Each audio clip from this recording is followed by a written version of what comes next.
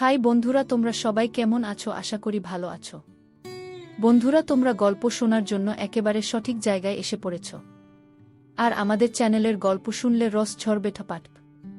আমাদের এই দুষ্টুরিয়া ইউটিউব চ্যানেলে প্রতিদিন রাত 9টায় নতুন নতুন ভিডিও দেখতে হলে চ্যানেলটি এখনই সাবস্ক্রাইব করে পাশে থাকা বেল আইকনটি অন করে নাও। যখনই ভিডিও পাবলিশ হবে ভিডিওর নোটিফিকেশন পেয়ে যাবে তাড়াতাড়ি। বেল আইকন অন না করলে ভিডিও কিন্তু পৌঁছাবে না তোমাদের কাছে। তাহলে চলো বন্ধুরা, বেশি না কথা বাড়িয়ে শুরু করা যাক। এই বাড়িটা রাতে অন্যরকম হয়ে ওঠে। দিনের আলোয় যেটা সাধারণ, রাত নামলেই সেখানে শব্দগুলো যেন ধীরে হাঁটে। আমি এই বাড়ির গৃহকর্ত্রী। বয়স কম, অথচ পরিচয়ে বিধবা গি, এই শব্দটার ওজন রাতের অন্ধকারে আরও ভারী লাগে।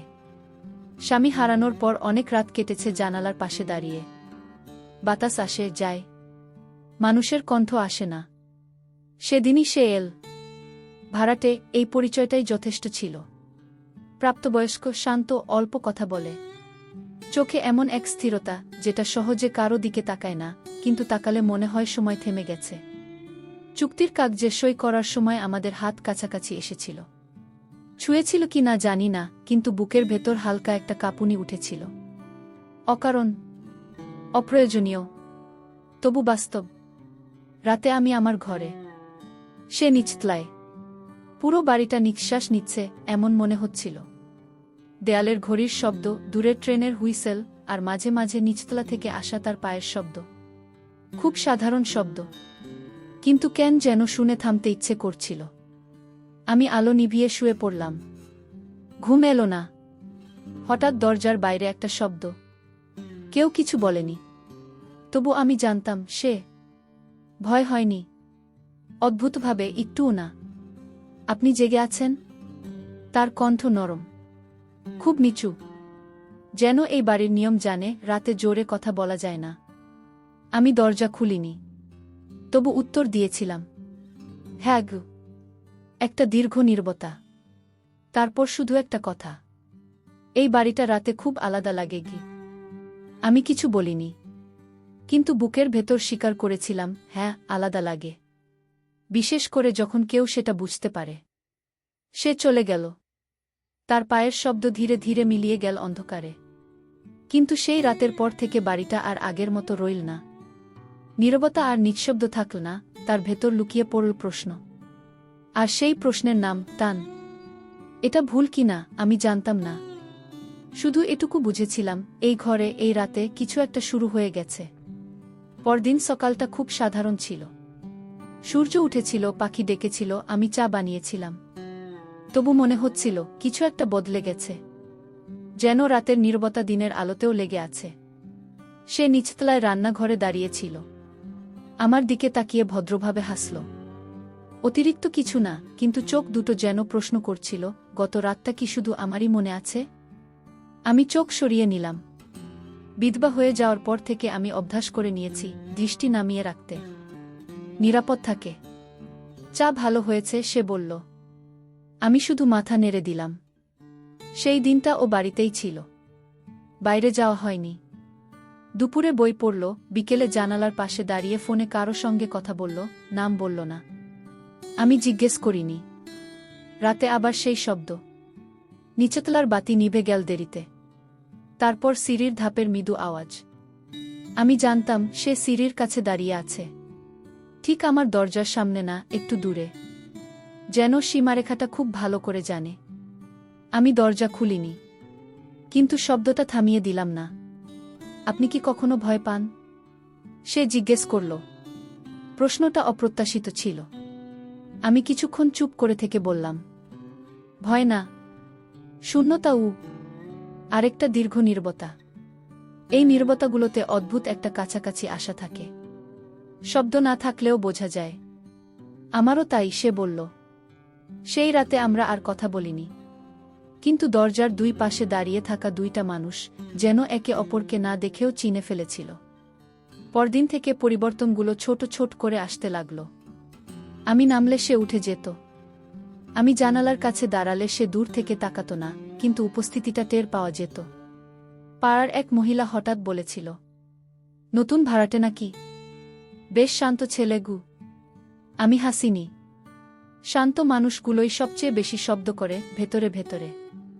রাতে ঘুমোতে যাওয়ার সময় আমার মনে হলো, এই টানটা শুধু রাতের নয়, দিনের আলোতেও সেটা ছায়ার মতো লেগে আছে। আর সবচেয়ে ভয়ঙ্কর ব্যাপারটা কি জানেন? আমি আর সেটা থামাতে চাইছি না। কিছু মানুষ থাকে যাদের অতীত কথা বলে না, কিন্তু উপস্থিতি সব বলে দেয়। সে ঠিক তেমন। সেদিন বিকেলে হঠাৎ বৃষ্টি নামল, না ডাক দিয়ে না সতর্ক করে। আমি বারান্দায় দাঁড়িয়েছিলাম। বৃষ্টি আমার খুব পছন্দ, কারণ বৃষ্টির শব্দে প্রশ্নগুলো চাপা পড়ে যায়। সে ছাতা ছাড়াই উঠোনে দাঁড়িয়ে পড়েছিল। ভিজছিল কিন্তু সরে যাচ্ছিল না। ভিজবেন? আমি বললাম। সে আমার দিকে তাকিয়ে হালকা হেসে বলল, ভিজলে মাঝে মাঝে হালকা লাগেই। এই কথাটার ভেতর কিছু একটা ছিল। আমি আর কিছু বলিনি। রাতে বিদ্যুৎ চলে গেল। এই বাড়িতে নতুন কিছু না, তবু অন্ধকার নামলেই ঘরটা অন্যরকম হয়ে ওঠে। মোমবাতি খুঁজতে গিয়ে আমি সিঁড়ির কাছে তাকে দেখলাম। হঠাৎ, খুব কাছ থেকে। এক মুহূর্তের জন্য দুজনেই থেমে গেলাম। হাত বাড়ালাম একই সঙ্গে। মোমবাতির জন্য না, ভারসাম্যের জন্য। ছোঁয়া হলো না, কিন্তু দূরত্বটা আর আগের মতো থাকল না। আপনি সব সময় রাতে জেগে থাকেন, আমি বললাম। সে ধীরে বলল, রাতে ঘুম আসে না। কিছু কিছু স্মৃতি অন্ধকারে জেগে ওঠে। কি? আমি জিজ্ঞেস করিনি কি স্মৃতি, কারণ আমি জানতাম সব প্রশ্নের উত্তর শোনা যায় না। পাড়ার কথা তখন থেকেই বদলাতে শুরু করেছে। কেউ কেউ তাকায়, কেউ কেউ ফিসফিস করে। আমি শুনেও না শোনার ভান করি, কারণ সমাজ প্রশ্ন করে জোরে কিন্তু বোঝে খুব কম। সেদিন রাতে সে নিচতলা থেকে আমাকে ডাকল, খুব ধীরে। একটা কথা জিজ্ঞেস করতে পারি? আমি সিঁড়ির উপর দাঁড়িয়েছিলাম। করুন। আপনি কি কখনো আবার কাউকে বিশ্বাস করার কথা ভেবেছেন?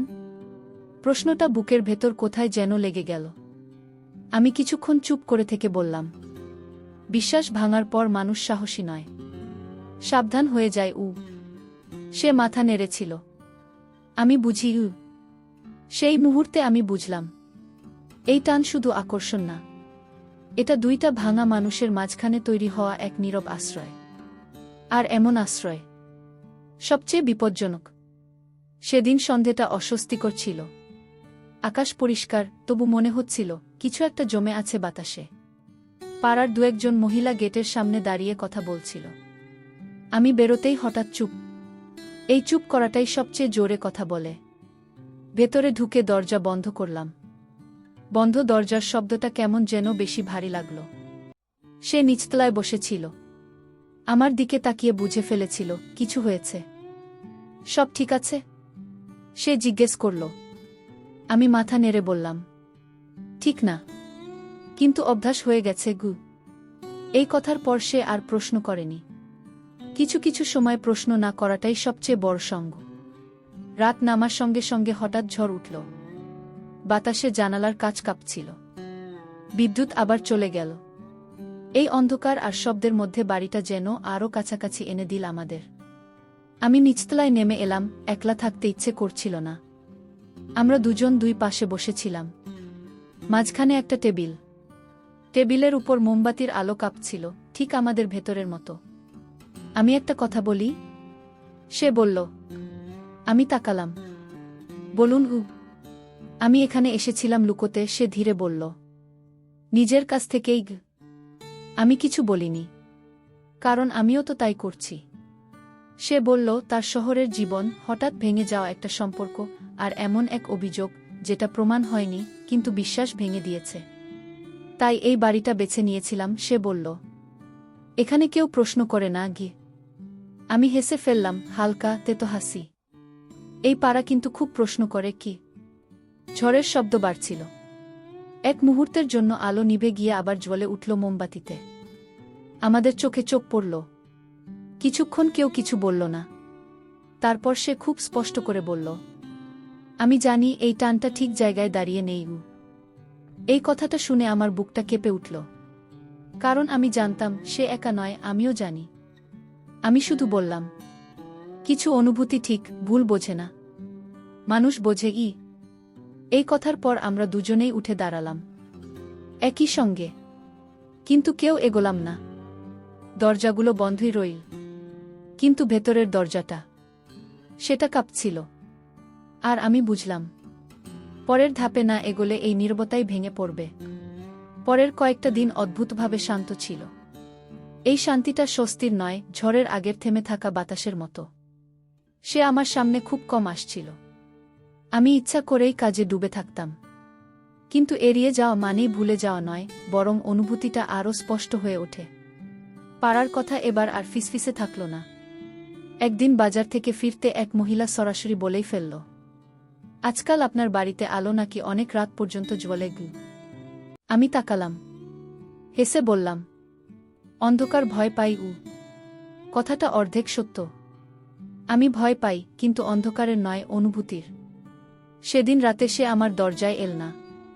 আমি অপেক্ষা করছিলাম, এই অপেক্ষাটাই আমাকে সবচেয়ে বেশি অবাক করল। ঘড়ির কাঁটা এগোচ্ছিল, নীরবতা ভারী হচ্ছিল। হঠাৎ নিচতলা থেকে শব্দ, ব্যাগ টানার। আমি নেমে এলাম।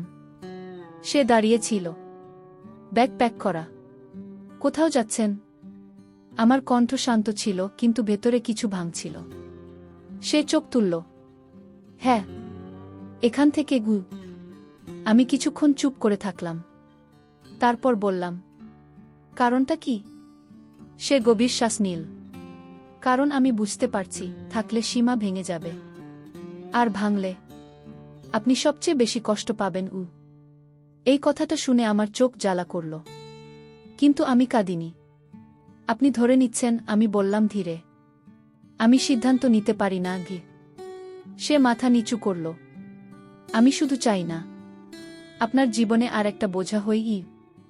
এই মুহূর্তে আমি বুঝলাম, এই টানটা একতরফা নয়, কিন্তু দায়িত্ববোধ, ভয় আর সমাজ সব মিলিয়ে এটাকে আটকে রেখেছে।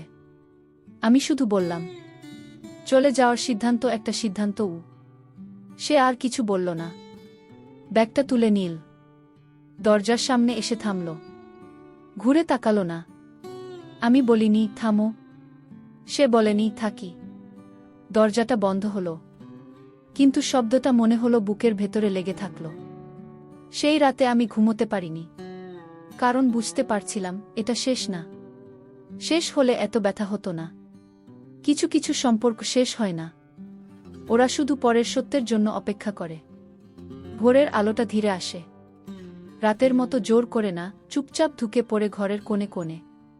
সেই আলোয় আমি বসেছিলাম, একটা বন্ধ দরজার দিকে তাকিয়ে।